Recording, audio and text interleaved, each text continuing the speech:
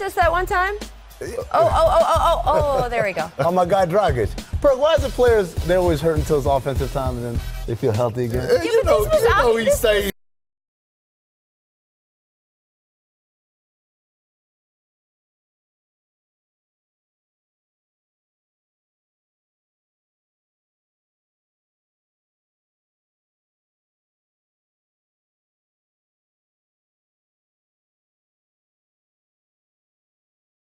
That. He staged that. I like that. He had to try it out in preseason to make sure it worked for the regular season. He outsmarted Draymond. I never seen that. Way to go, Big GD. I like it. Former teammates, and then, of course, you saw he had to do a little talking, right? He was hiding behind Spo. Right?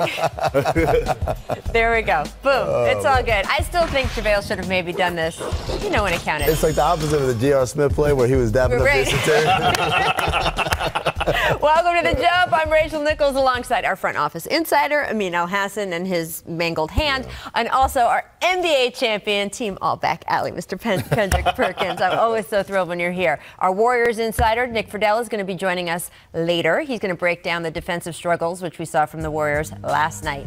Also, we're going to discuss the contract extension Bradley Beal just signed with the Wizards. It's worth an additional $72 million. Is that a better deal for the Wizards take it for sure. or Beal? Get some more. We'll discuss, but anytime it's $72 million, that's a lot of money. All right, so the first time I met Vince Carter was about 20 years ago in a chocolate factory in Canada. It was a promotional appearance the Raptors had trotted him and Tracy McGrady out for. They both had to wear these white lab coats and some uncomfortable shower cap type things on their heads to stand in an assembly line and pose for pictures. It was so delightfully awkward that I was pretty sure in the moment that it would be one of the most memorable things I would see Vince do. Of course, it turned out to not even be close. Over the last 2 decades, the player dubbed half man, half amazing has proven himself to actually be half man, all amazing. And last night, he showed yet again why. At age 42, Carter walked into Madison Square Garden and hit, 1, 2, 3. I want to get a hand up. Boom.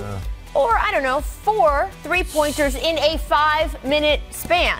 The fans in the building loved it. NBA Twitter loved it. Here's Knicks beat writer Chris Eisman, quote, "Someday I'll tell my grandchildren about watching Vince Carter.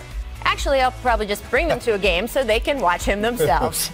And here's Coach David Fizdale after the game. We've seen Vince Carter play in several iterations. Well, he retired already. I'm so tired of him. We've seen him play in several iterations of his career. Do you still learn from watching him and even what he's able to do at 14? I think it's phenomenal. I think it's awesome to see. He gives us 40 pluses, a lot of hope. Obviously, I have a ton of respect for Vince. I had him in Memphis and got to spend a lot of time with him. He's a perennial professional. Those guys are lucky to have him on that team. I love Coach Fizz, but I'm always amused when I hear anyone say Vince gives old guys hope. I promise, if you're a 40-something rec league player, you have no shot of doing what Vince Carter is doing. Let's be honest, if you are a world-class NBA player, you likely have no shot of doing what Vince Carter is doing, because literally what he's doing, no human being on this earth has ever done before. He is entering his 22nd season, more than Kobe, more than Kareem. Once the calendar flips to January, he will become the first NBA player to play in 4 different decades, which is just mind-blowing. He has also spanned actual multi-family generations. You know how last night Vince squared off against Knicks top draft pick RJ Barrett? Well, Vince used to play with his dad, Rowan, who was in Raptors training camp a couple times and starred on the Canadian national team. After the game, Vince told ESPN's Malika Andrews that he knows the Hawks might not play him in all 82 games this year, but his goal is to be healthy enough to be available for all of them, which, he played 76 last year, so I feel pretty good about his chances. As has been well documented at this point, Vince is crazy meticulous about all the extra stretching and rehab required to play at this age. On game days, the team's early bus is way too late for him. He takes his own car to the arena so he can get all his pregame work in. But honestly, that's just the mechanics. The truth is, Vince is able to do what he's doing right now because, well, number one, as we saw during the 2000 dunk contest, he possesses an athleticism well beyond nearly any player we have ever seen. This is a man who showed us back then he could actually briefly fly. And oh, by the way, He's still doing 360s and windmill dunks in his 40s. So, yeah, it makes sense that of everyone in Vince's draft class, which, by the way, included both Ty Lue and Nets GM Sean Marks, it's Vince that's still hooping. And then the second reason he's still doing all of this, he's made choices over the past 5 years based on what he actually wanted from this late state in his career, which was to regularly still play basketball instead of being a decoration at the end of someone's bench.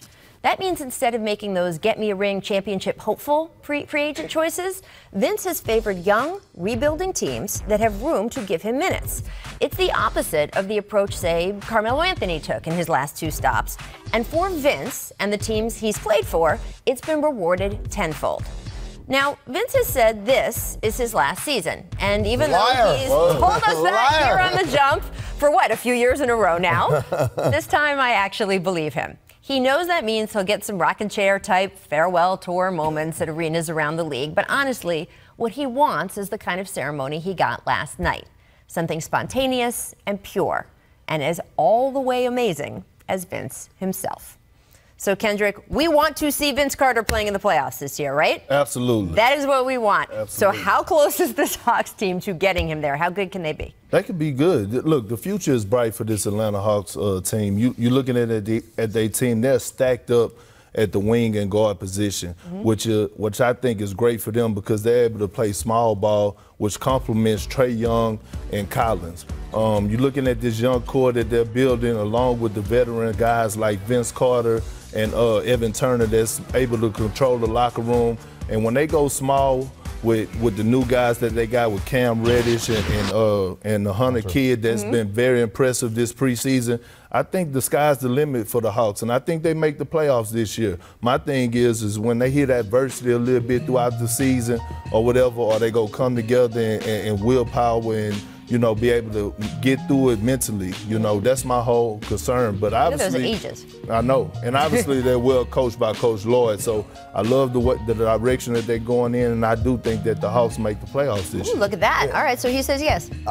I say probably not, but I agree with everything he said. Right? So I think this is a young, exciting team. I think they're finding their way. I think in this league, when you have a roster that young, that many young guys, it's just hard to do the things, to execute in a consistent manner. Because the biggest thing about youth in this league is it's up and down. There are nights where you'll say, oh, they get it. They finally know how we want to do things. And then the next night is like, guys, we just talked about it, right? And so that's not a knock on their talent. It's just sometimes it takes time to develop that consistency, especially across a roster. We're not talking about 1 or 2 players. It's a lot of different guys. And even though Vince is one of the best vets there is, we had him in Phoenix, and he was awesome there. Evan Turner is a good vet as well, but there's only so much those guys can do, and it's only 2 of them versus how many of these other young guys. I see Atlanta looking like Denver the last few years, like Sacramento and New Orleans right now. It's like you're on the cusp. But here's the difference. Atlanta plays in the East. That's the only thing that makes it a reasonable. That's a really big thing. It's a big thing. But to me, I think we're also sell short a little bit some of the other East teams that are ahead of them, right? Miami, Orlando. You think I don't think Orlando is just ahead of the Hawks like that. I kind of not talent-wise. I don't think. Not talent-wise, but they're there as far as they've got a maturity level. Well, listen, and you and Rachel could answer this for me. Does, far as like with the Hunter kid coming from Virginia, being well coached, far as with Cam Reddish coming from Coach K, do you think that helped them more so coming into the league, far as with their maturity and stuff like that? Reddish had a real up and down year at Duke. Hunter, maybe so. Maybe he's more ready. But Reddish, to me, he's exactly what I'm talking about. A lot of talent. You're excited, but is he going to be able to make the right decisions night in, night out? Because it really is about the marathon, right? We always say 82 games is too much, but it also tests what your concentration level is at, your focus level. Because it's easy to kind of, in February, just kind of start thinking of games as throwaway games. And I'm not quite sure that Atlanta's right there yet. Right, but the core of that young core of those guys on the list, Trae Young, John Collins, it's not their first year. No. And so I do like them. And again, they are playing in the East, and I don't know if Orlando is ahead of Atlanta. I learned last night, as if I needed any reinforcement, New York is not ahead of Atlanta, so we have that. All right, now, some breaking news. This is his first U.S. interview about the league's conflict with China over, of course, that tweet with Rockets GM Daryl Morey gave. Adam Silver revealing new details at the Time 100 Health Summit today about what happened behind the scenes. Here's what Adam Silver said, quote, "We made clear that we were being asked to fire him, Daryl, by the Chinese government, by the parties we dealt with, government and business. We said there's no chance that's happening. There's no chance we'll even discipline him." So, Amin, he also talked about sort of being an American business and taking those American values with them to China. I think that it's something that they got some backlash over their initial statement. There were two statements and a press conference, so there was a lot there. They did get some backlash back here at home. And this is Adam's strongest comments yet of saying, hey, freedom of speech. We defended Daryl and we didn't apologize for him, right? They apologized for the Chinese fans being insulted. And Adam, I thought, made a good point of saying, like, hey, both things can be true. We're not apologizing for Daryl's right to say what he said, but we can also say that we have Chinese fans that we know didn't like it. And he's pointing out, like, hey, as I said, we took those American business values over with us to China. Is that enough? What do you think of his comments? Yeah, I thought it was remarkably transparent. I mean, he said legitimately they wanted him fired, and we said no. He could have just said they weren't happy or kind of danced around it, but he made it very clear. I thought that was very important. At the same time, it's still complicated because we operate in a league where guys get fired all the time, especially if the team can't get over the hump. So does this mean Daryl Morey can never get fired now? Because if he gets fired for, but I'm just saying, if he gets fired for the job the Rockets have done, people are automatically going to fall back on, oh, you know why he really got fired. And so it just makes it a really uncomfortable situation. I guess what I'm trying to say is it's complicated, man. I know everyone wants this to be not complicated, but the moment we're talking about our business and how it's run, that makes everything in this situation very complicated. Kendrick, do you like that he came out and said, hey, they wanted him fired? We said no, that he was that transparent? Listen, I love Adam Silver. I think we have the best commissioner in sports. You know, you look at his background for us when he first took the job, you know, the players love him. The coaches love him, the GM love him. I love him. I love the way Adam Silver handles situations. He always have our back.